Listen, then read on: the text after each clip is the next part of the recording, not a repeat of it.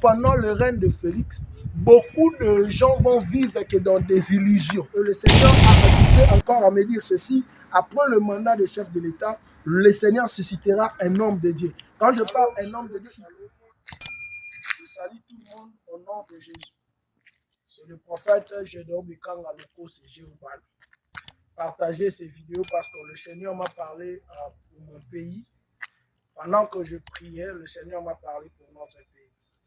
Vous savez, je voulais dire à quelqu'un, on est obligé de prier pour notre pays comme Néhémie a fait. On est obligé de prier pour notre pays comme dit la Bible. On est obligé de prier parce que la paix de notre pays dépend aussi de nous. C'est-à-dire, nous aussi, nous sommes bénéficiaires de la paix. Si notre pays est en paix, nous sommes aussi bénéficiaires, comme dit la parole. Je voulais dire à quelqu'un, je vis dans une grande vision. Dans cette vision-là, j'ai vu quoi? J'ai vu comme si c'était l'image de l'église. Et dans cette église, j'ai vu le président Félix comme s'il était en train de prêcher. Mais pendant qu'il prêchait, j'ai vu la plupart des miracles qui s'opéraient là. C'était des miracles montés. C'est-à-dire qu'il prêchait, mais il y avait des faux handicapés qui étaient guéris. Il y avait des faux aveugles qui recouvraient la vie. Je demandais à Dieu pourquoi cette grande signe. L'Esprit de Dieu me dira que, écoutez, l'image de l'église que tu es en train de voir, c'est ton pays. Et c'est ton président. Pourquoi j'ai utilisé Félix, étant que notre président, je l'ai utilisé pour voir que tous les gens qui ont dans la salle criaient lorsque le miracle s'opérait. Or, tous ces gens-là vivaient que dans des illusions et dans des images. Le Seigneur m'a dit maintenant, le Congo, pendant le règne de Félix, beaucoup de gens vont vivre que dans des illusions. Ah, voilà. C'est-à-dire, tout ce qu'on va commencer à présenter les gens comme des choses vraies, mais en réalité, ce ne sont pas des choses vraies. Donc, le pays est en train de traverser un temps des illusions. Les gens sont en train de vivre dans des illusions. Voilà pourquoi je veux qu'on prie beaucoup pour notre pays et pour notre président. Pourquoi j'ai dit ça? Pourquoi prier pour notre président? Pour que le Seigneur le fasse grâce. Que le pays ne puisse pas vivre dans des illusions, dans des imaginations, pendant que les gens voient de grandes choses, en réalité, c'est rien. C'est-à-dire, on n'est que dans des distractions. Donc, pendant ces 5 ans, le pays va passer dans des distractions inutiles. Voilà pourquoi on est obligé de prier, de beaucoup prier pour notre pays. Parce que la Bible le dit dans le livre de Jérémie 29, à partir du verset 9 à verset 11, la Bible le dit, même si d'autres prophètes ont venu, ils n'ont pas prophétisé de ma part. Beaucoup de gens sont en train de tromper notre président. Que Dieu a dit, Dieu a dit, Dieu a dit. Mais le problème maintenant, c'est quoi? On doit beaucoup prier pour le pays.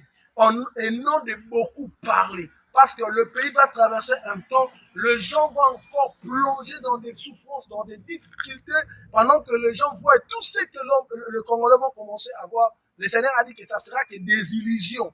Des illusions et des illusions. Voilà pourquoi l'heure est arrivée de beaucoup prier pour notre pays. Je parle aux hommes et aux femmes de l'Église. Je parle aux hommes de Dieu. L'heure est arrivée qu'on puisse prier. Pourquoi? Parce que la Bible dit, pendant que Josué était au lieu de combat, Moïse, Ir et Aaron étaient en train de prier. L'heure est arrivée qu'on puisse voir tous nos politiciens comme des Josué qui sont en train de combattre sur le terrain, sur le point physique. Et nous, les hommes de la prière, on va maintenant faire monter nos prières vers le Seigneur, élever nos mains, parce que lorsque la prière montera, la vraie prière, beaucoup de choses vont changer dans ce pays. Je rappelle encore, beaucoup de choses vont changer dans notre pays. Parce que nous sommes les hommes de l'Église. Beaucoup de choses vont changer. Voilà pourquoi, au lieu de se distraire derrière ces gens, au lieu de suivre seulement ces gens, l'heure est arrivée de beaucoup prier pour notre pays, pour notre président.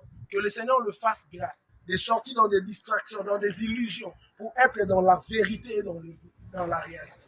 Parce que le pays souffre. Voilà ce que Dieu m'a dit. Et le Seigneur a ajouté encore à me dire ceci. Après le mandat de chef de l'État, le Seigneur suscitera un homme de Dieu. Quand je parle un homme de Dieu, il peut être un serviteur de Dieu, mais il peut aussi être un enfant de Dieu qui va remplacer Félix. Et c'est celui-là qui peut apporter beaucoup de choses dans notre pays. Mais pour ce temps, il faut beaucoup prier pour le pays, que le Seigneur nous fasse grâce, que notre président ne soit plus dans des distractions inutiles, qu'il plonge dans le travail, on le soutient dans la prière, des pères qui qu'on puisse vivre, les gens vivent d'autres choses, mais au fond, la forme nous donne d'autres choses, mais au fond, il n'y a rien. Il n'y a rien. Que Dieu vous bénisse. C'était le prophète Gédéon Bekanga. Tout celui qui va voir ce message, partagez ça partout. Priez pour le pays, priez pour les hommes, les ministres, les politiques de notre pays. Priez pour eux, priez pour les hommes politiques. Pourquoi? Parce que nous, maintenant, on va faire le rôle de Moïse, Ir et Aaron, et eux seront de Josué. C'est-à-dire, l'heure est arrivée de beaucoup prier, même pour tout ce qui se passe dans le béni. On doit seulement prier. Que Dieu nous fasse grâce. Que Dieu bénisse son pays, que Dieu bénisse notre président, que Dieu bénisse la République démocratique du Congo. Que Dieu vous bénisse.